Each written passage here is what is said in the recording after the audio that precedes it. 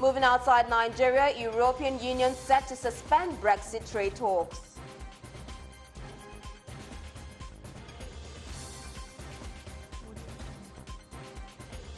And on sports, former amateur boxers Efe Ajagba, Efe Akoche set for professional debut.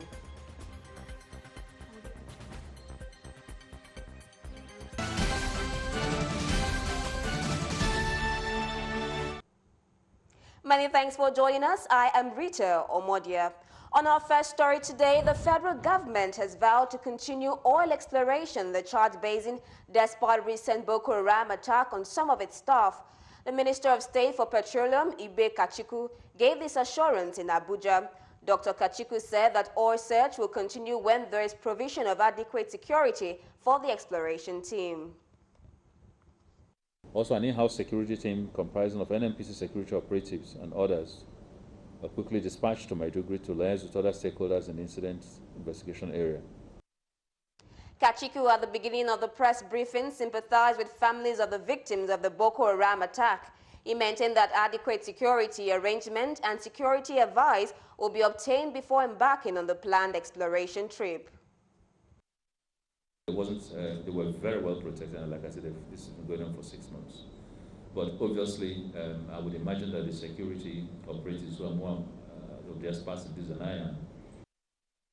Recall that Boko Haram members this week ambushed and kidnapped workers who were part of an NNPC oil exploration team in the Lake Chad Basin. According to report, at least 27 people died after rescue efforts by soldiers and members of the Civilian Joint Task Force, but the minister stated that the number of casualties cannot be confirmed pending an official confirmation from the military. Still on the news, the House of Representatives has on Thursday commenced e-voting on the review of the 1999 Constitution.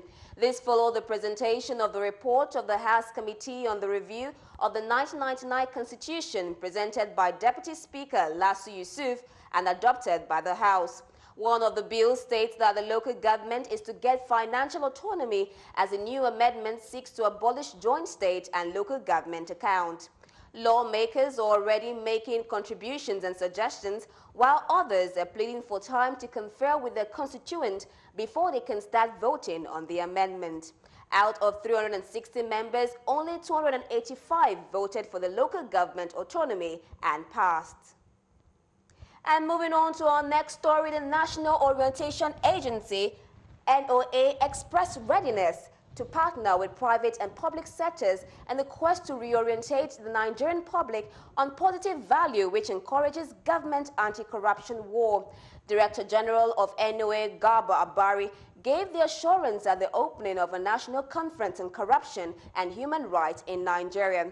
Abari said the agency is positioned to champion the attitudinal change campaign on the issue of corruption aimed at getting youths to appreciate the virtues of hard work, integrity, industry, nation building, and excellence.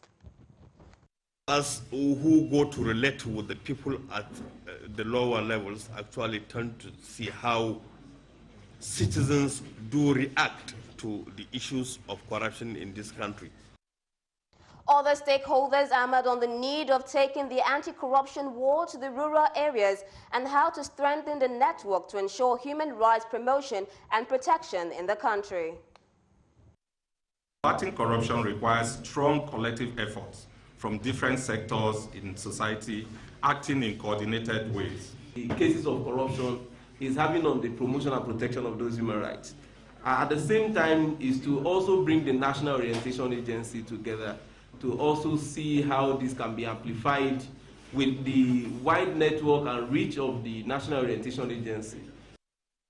The theme of the event is Corruption and Human Rights in Nigeria, realizing fundamental human rights through multi-stakeholders fight against corruption. The event was organized by the National Orientation Agency and National Human Rights Commission. Still on the news, the Nigerian Minister of Interior, Abdurrahman Dambausa, and Kaduna State Governor, Nasir El-Rufai, have read the Riot Act to the people of Kajuru local government area, warning against acts of reprisal tax following the outbreak of violence that claimed over 30 lives and resulted in the destruction of property in the area. Both the minister and the state governor noted that the sheer scale of the violence and the destruction in the area was unacceptable and vowed to bring the perpetrators of the act to book. This is a fact-finding issue of our concern of the crisis that took place a couple of days back, in which the understanding lives were lost, properties destroyed. I promise everyone here that I've been assured by the security agencies that they know the people that participated in these killings and destruction of property, and they will arrest them, and I promise you will prosecute them. Kajuru, which is about 50 kilometers from the Kaduna state capital, is one of the many areas ravaged by farmers-herdsmen clashes that have caused severe carnage in the northwestern Nigerian state. Still on the news, residents of Ogun State, particularly petrol station operators, have been advised on effective safety measures that can be put in place to avert fire outbreaks. Speaking to correspondent John Felix at the National Fire Emergency Workshop in Abeokuta, the Ogun State capital, First Aid Instructor Adedapo Ayodeji and Director Ogun State Fire Service Engineer Fatai Adefala tasked residents and petrol station operators to have first aid covers and fire extinguishers that must be regularly serviced. I want to say that they need to have a first aid cover, which is very, very important, because when we talk about first aid is something that's very, very important in any organization, not just the filling stations alone, but even in our homes. We have fire extinguishers. At home too, we have fire extinguishers, but we must make sure that those fire extinguishers are being serviced twice a year.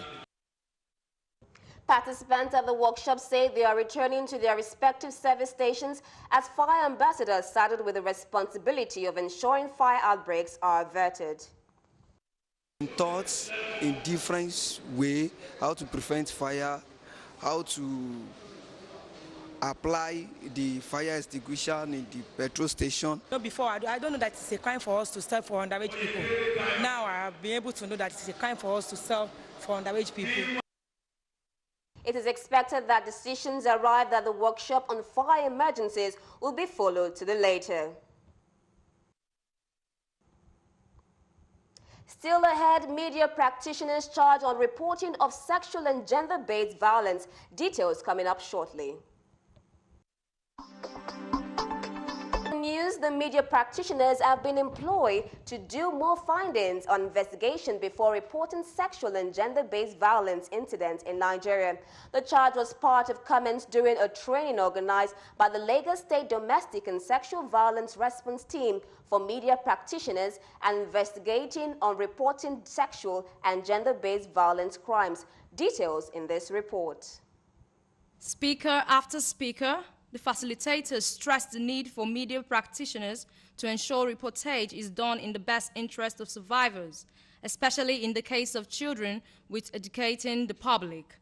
The Director Citizens' Rights, Omotilewa Ibirogba, and the Police Public Relations Officer in charge of Zone 2, Dolapo Badmus, called for thorough investigation of any sexual or domestic violence case before going to the press for publication or reporting. While encouraging the survivors to always come forward and report any case of abuse, they charged the media to respect the privacy of the victims. I think the cases need to be reported with sensitivity. Identities should not be totally disclosed, like for instance where a survivor lives, where they work, and things like that. Basically, we need to get the matter reported and to ensure that other survivors out there who have not had the courage to come out will realize that, okay, I can come out and something will be done. Okay, we want to first of all allay their fears and give them hope that if they can come up and talk about this, one, justice will be done. And then secondly, we also want them to know what police has been doing and what we've done so far. The convener and coordinator of Lagos State Domestic and Sexual Violence Response Team, Titilayo Adeniyi, underscored the importance of good reportage, which should protect the privacy of the victims. Also, a participant, Damilola Oneme, commended the organizers for putting the training together. Today, well, media practitioners are learning about the existing state structures in place for survivors of sexual and gender-based violence. They are learning about the ramifications, the psychological impact of rape, domestic violence, child abuse on the survivors and the society on the whole. Today's training has just really affirmed and really taught me more than I knew before, and has basically told me that regardless of what anybody does, it doesn't give the other person the right to attack the person. Recall that the Lagos State Domestic and Sexual Violence Response Team was established in September 2014 as a result of the increase in reporting of incidents of rape, defilement, child abuse, among others in the state. Moving on, the National Association of Nigerian Students, NANS, has thrown its weight behind INEC's recall process of Senator Dino Melaye, representing Kogi West Senatorial District. Addressing journalists in Abuja this Thursday, NANS President Aruna Kadiri voiced the Students' Association's disapproval of perceived plans by politicians to frustrate attempts by the senator's constituency to exercise their constitutional rights of recall. It must be stated without equivocation that it is the constitutional right of the people to recall their representatives where such representative is not performing. The president of NANS commended INEC for heeding a court order and halting the continuation of the recall process, noting the mounting pressure from other interests, including the APC, frowning at the recall process. But Aruna Kadiri frowned at what he described as blackmail aimed at the chairman of Nigeria's electoral body, Professor Mahmood Yakubu. It has also been widely reported that the Senate is going to probe the activities of the Tertiary Education Trust Fund, TED Fund, an institution formerly headed by the chairman of INEC, as stated earlier. Still on the news, a member of the All Progressives Congress in Kwara State, Biodun Baba, has been arraigned before a magistrate court in Ilorin for defaming the Senate President, Bukola Saraki. Biodun Baba, a primary school teacher from Ilorin West local government, was arraigned before Magistrate Ahmed Dasuki for inciting disturbance, injurious falsehood, and printing of untrue materials against the Senate President on Facebook. The case was filed by the Kwara Central Chairman of the party, Alhaji Jimo Adeshino, on behalf of the Senate President. At the end of nearly 2 hours hearing where both counsels addressed the court, the counsel representing the Senate President, Sikiru Sholagberu, applied for withdrawal of the case, citing the intervention of party leaders and family representatives. Many people are now aware that defamation is also embedded even in the criminal law. It's not only civil, where you talk about libel and slander.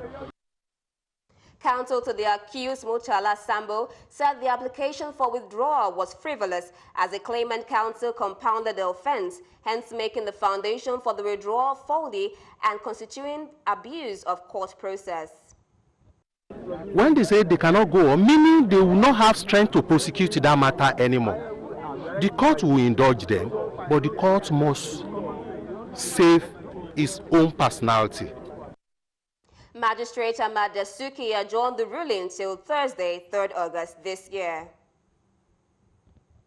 Now, the Southwest chairman of the People's Democratic Party, Olorugun Edi Olafeso, has declared that the next point of action for the party after the Supreme Court judgment is to set up a reconciliation committee to appease aggrieved members.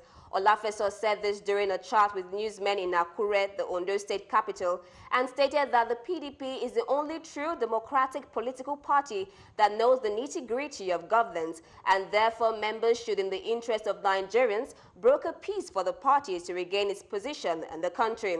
Olorugun Olafeso said since APC came into power, governance has been in comatose and the people of Nigeria are not finding life easy. We are revisiting our constitution. There is already a constitutional review committee in Abuja working on all this and ensuring that all those gray areas that led to all these never-ending cases in court are put to an end. The Southwest chairman, however, condemned the anti-party indulgence of some strong members, especially in the Southwest and Edo State, noting that the party will look for a way to guard against such saboteurs in future.